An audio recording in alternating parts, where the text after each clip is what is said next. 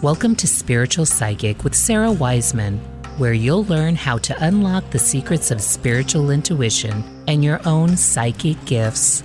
Here's Sarah.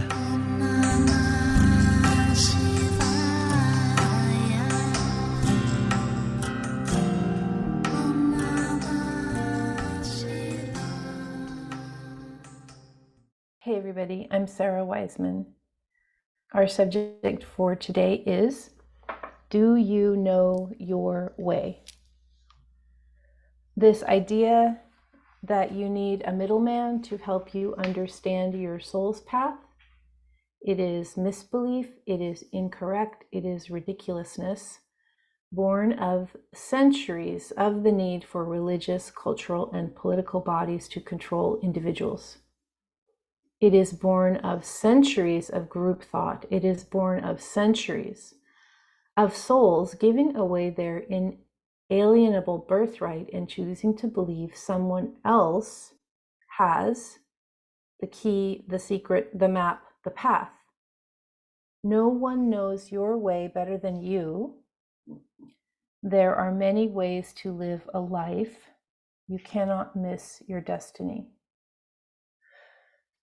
Do you know your way? Yeah, I think for all that I really love how social media has offered us this connection and this understanding of our collective oneness, because now we can communicate with each other. It has also allowed sort of the lower common denominator or the lower vibrations of things that don't matter to be widely circulated, right? So it's not like social media is all talking about let's all be in oneness and let's all improve and let's all evolve and let's lift humanity. It's more like, what boots is this star wearing, or whatever.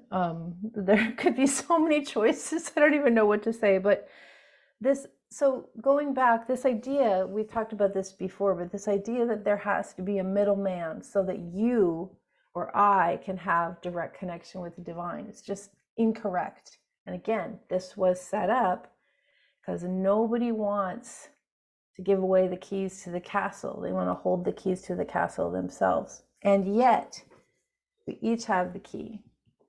We don't need to use someone else's key. We have our own key already.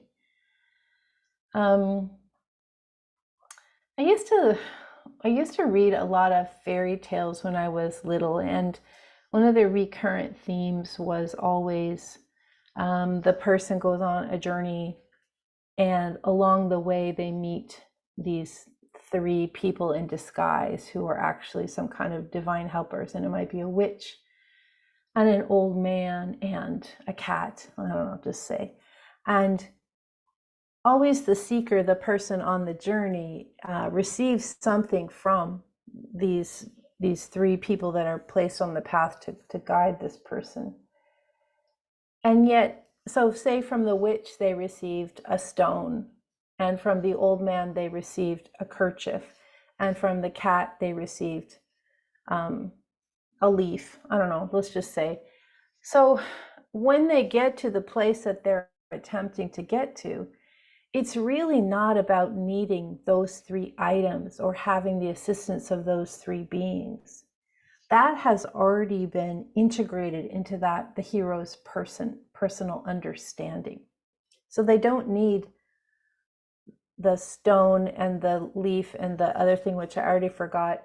They don't need these because they've already grown into their own ability to do whatever is needed at that moment in that story to open the door or unlock the chest or whatever the process is. They already have what they need.